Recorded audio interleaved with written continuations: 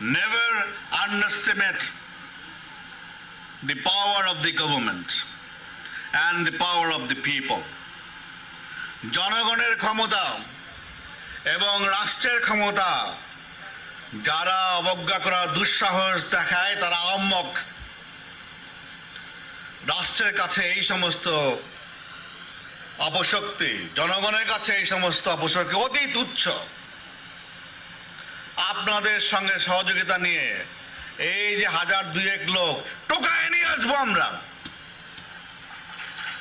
বাড়িতে বাড়ি থেকে টোকায় নিয়ে আসবো, মাটির তলে ঢুকলে সেখান থেকে বের করে নিয়ে আসবো। মোডা বেনজিরের কথাই সত্য হইল, তারে টোকায় ধরে আনা হতেছে দুবাই থেকে। তবে এই দেখে খুব খুশি হইয়া যায় না, পিকচার কলে আভি বাকি হয় মেরা দোস্ত, ওইটা আমরা আজকে আলাপ করব। যেদিন মোটা বেনজির নিষেধাজ্ঞা পায় ঠিক সেই দিন সকালবেলায় আমি ভিডিও দিছিলাম, এটা যদি দেখে না থাকেন দেখতে পারেন। সে এবং র্যাব যে নিষেধাজ্ঞা পাইতেছে এটা আমার খুবই শক্ত অনুমান ছিল, কারণ যে আন্তর্জাতিক মানবাধিকার সংগঠন এই নিষেধাজ্ঞার জন্য কাজ করতেছিল তার সাথে এই কেস তৈরির একটা ছোট অংশে আমিও কাজ করতেছিলাম সেই সময়। বেনজিরে আর র্যাবে স্যাংশন খাইল, সেই প্রথম আওয়ামী সাম্রাজ্য কাইপায় উঠল, র্যাব কার্যত ঠাসি খেয়ে গেল।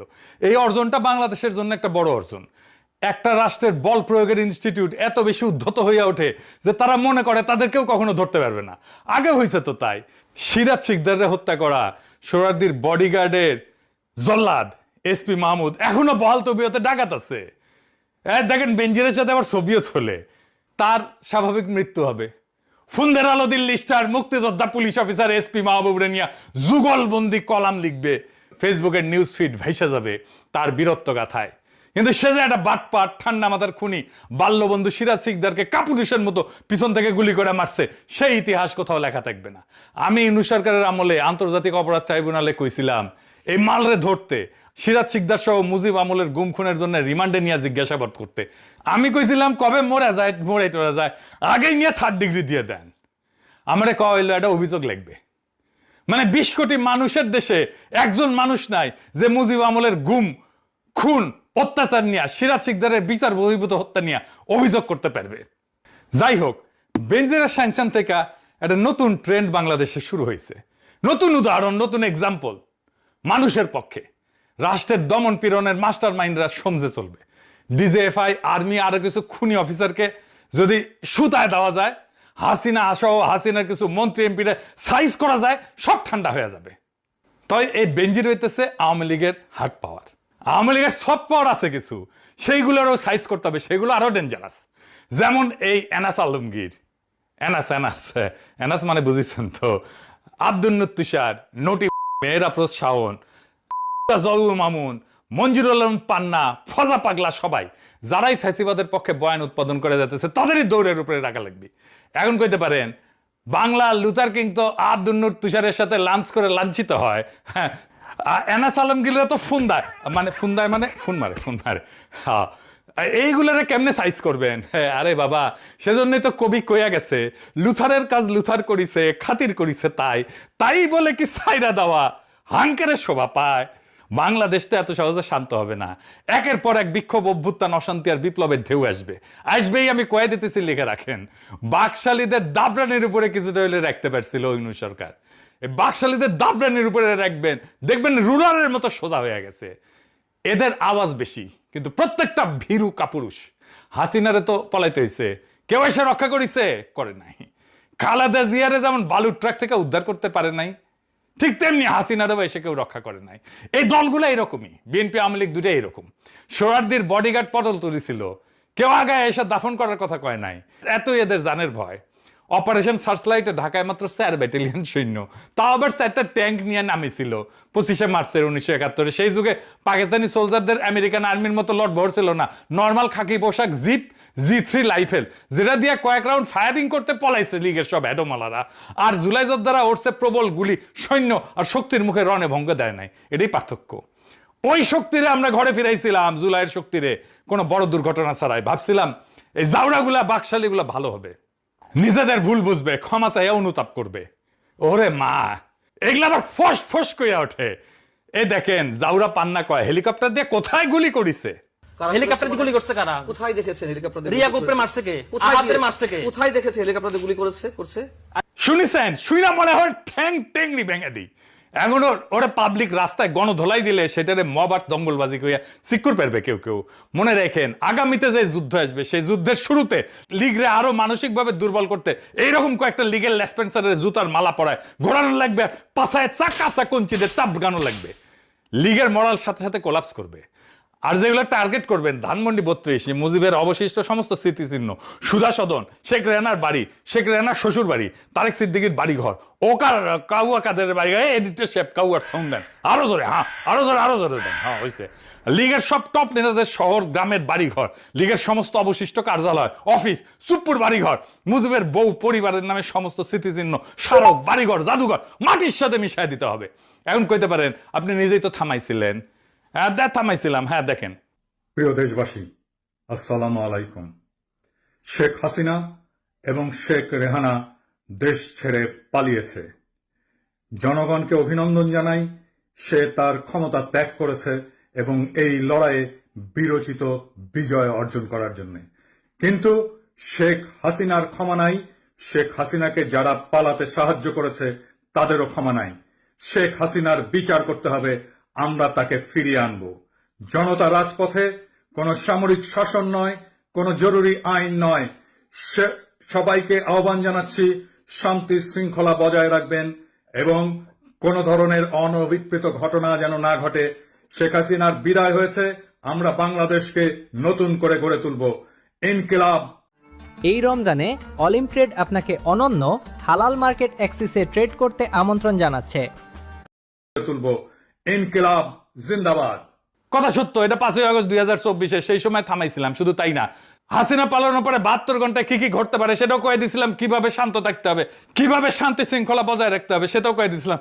17 জুন 2023 সাল, এডিটর সাহেব, তাই হোক কাল হোক, আমরা অনেকেই এই বিপ্লব নির্মাণ করেছিলাম এইভাবেই একসাথে। ওই সময় এদের রক্ষা না করলে আপনারা বুঝতেন না এদের সংশোধনের কোনো রাস্তা নাই, এদের মধ্যে বিন্দু মাত্র কোনো অনুশোচনা নাই। বুঝতেন না এদের ডিএনএতে ফ্যাসিবাদ ঢুকে গেছে, এদের সংশোধনের অযোগ্য। যাই হোক, বেনজিরে ফিরে আসি। বেনজিরের কাছে 3টা পাসপোর্ট পাওয়া গেছে মাত্র। আরব আমিরাত, পর্তুগাল আর বাংলাদেশ। 30 সেপ্টেম্বর 2022 পর্যন্ত বাংলাদেশ সরকারি চাকরি করেছে। পর্তুগালের পাসপোর্ট হয় কেমনে? ইউরোপে থাকেন না আপনারা জানেন না কেমনে পাসপোর্ট হয়? সে সরকারি চাকরিতে থাকার টাইমে অ্যাপ্লিকেশন করেছে পাসপোর্টের, তারপরে বাটপারি করেছে।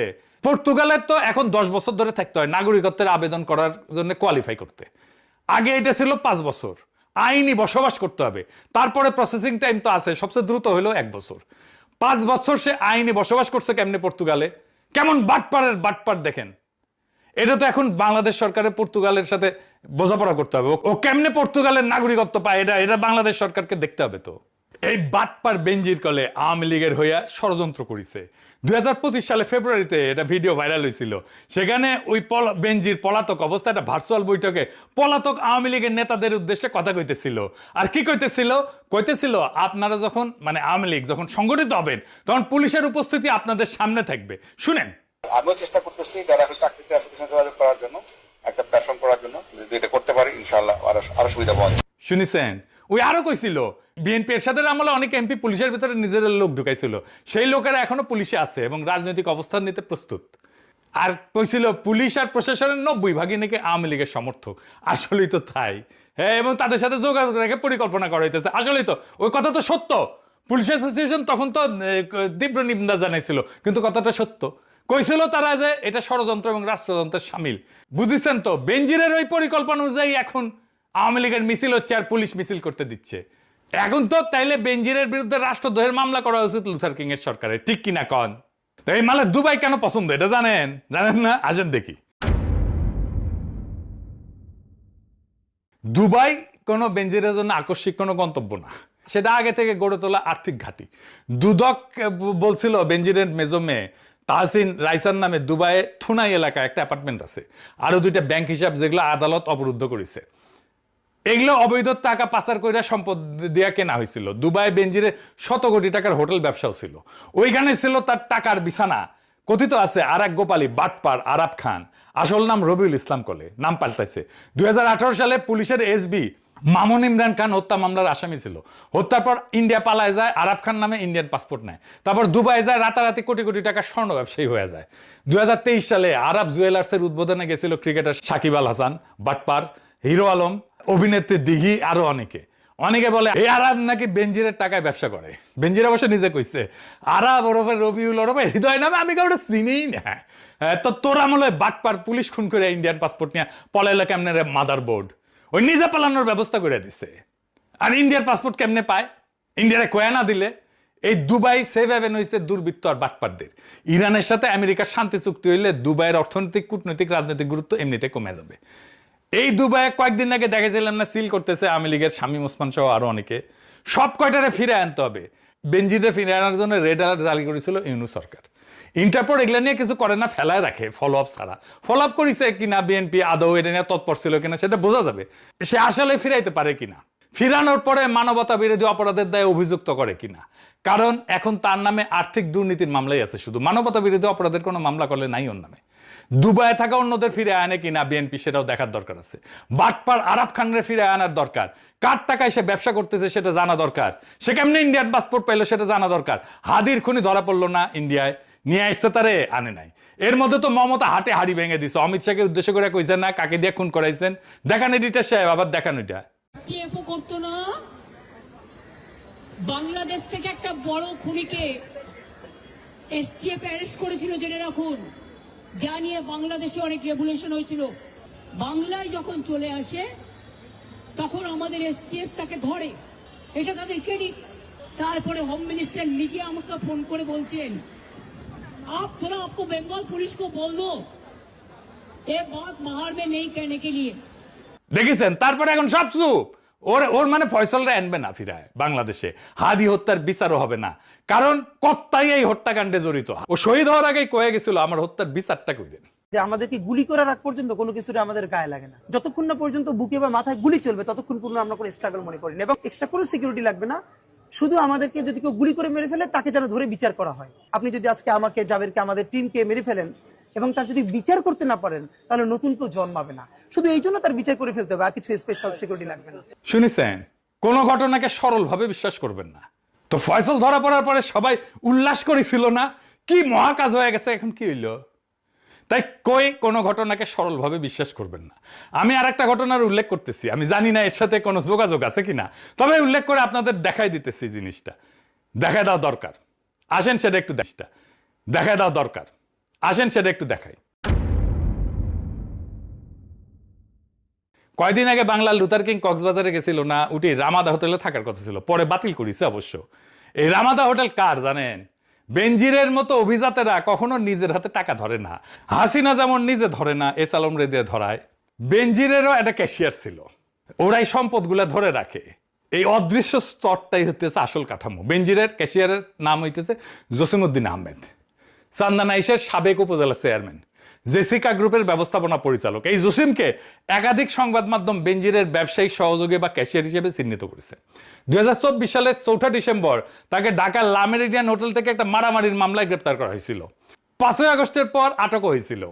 এখন 2025 সালের ডিসেম্বরে বিএনপি এই জসিমকে চট্টগ্রাম 14 চান্দানাই সাতকানিয়া আসনের ধানের শীষে মনোনয়ন দিচ্ছে। তাহলে বুঝেন, বেনজিরের ক্যাশিয়ার এখন বিএনপির এমপি। স্থানীয় বিএনপির নেতাকর্মীরা ক্ষোভে ফেটে পড়ছিল এই সময়। তাদের ভাষায় যেই লোক ফাইজিবাদের সুবিধাভোগী ছিল তার হাতে ধানের শীষ তুলে দেওয়া লজ্জাজনক। আর 2026 সালের 12 ফেব্রুয়ারি নির্বাচনে জসিম জিতে গেল মাত্র 1026 ভোটে, মানে জিতে দেওয়া হইল তারে জোর কইরা। ভোট পাইছিল 76,493 ভোট, আর প্রতিদ্বন্দ্বী এলডিবির ওমর ফারুক পাইছিল 75,467 ভোট। আর এই জসিমই কক্সবাজারের রামাদা হোটেল দখল করেছে, যেটি থাকার কথা ছিল তারেক রহমানের। এবার জোড়া লাগান পুরা চক্রটা, বুঝেছেন তো? কার কে মারতেছে ধুলায় অন্ধকার, সব রুশনের জায়গায়। তাই বেনজির যে ধরা পড়লো, এটা কি নেগোসিয়েশন? এমন হইতে পারে না যে বেনজিরের টাকা ফুরিয়ে গেছে। এটা আর্থিক মামলার দণ্ডর কত, জামিন তো হইতেছে, অনেক আওয়ামী লীগের জামিন হইতেছে, আইভির জামিন হয়েছে, শুনলাম বারাকাতের জামিন হয়েছে, বারাকাত ছিল এটা সোজা হয়েছে। যদি তারে ফিরে আয় না মানবতা বিরোধী অপরাধের দায় বিচার করে, তাহলে আমাদের আনন্দিত হওয়ার কারণ আছে। পলিটিশিয়ানদের বিশ্বাস করেন না, কখনোই না। বাংলাদেশে পলিটিশিয়ানদের বিশ্বাস করে না, ওরা ওদের মুখে এক অন্তরে এক। তারা যুগ যুগ ধরে পাবলিক রে লেমন জুস ধরাই দিয়ে বোকা বানাইছে। এই গ্রেপ্তার লেমন জুস কিনা সেটা আগামীর ইতিহাস বলে দেবে। সেই পর্যন্ত আমরা একটু অপেক্ষা করি, কারণ পিকচার আভি বাকি হ্যায় মেরা দোস্ত।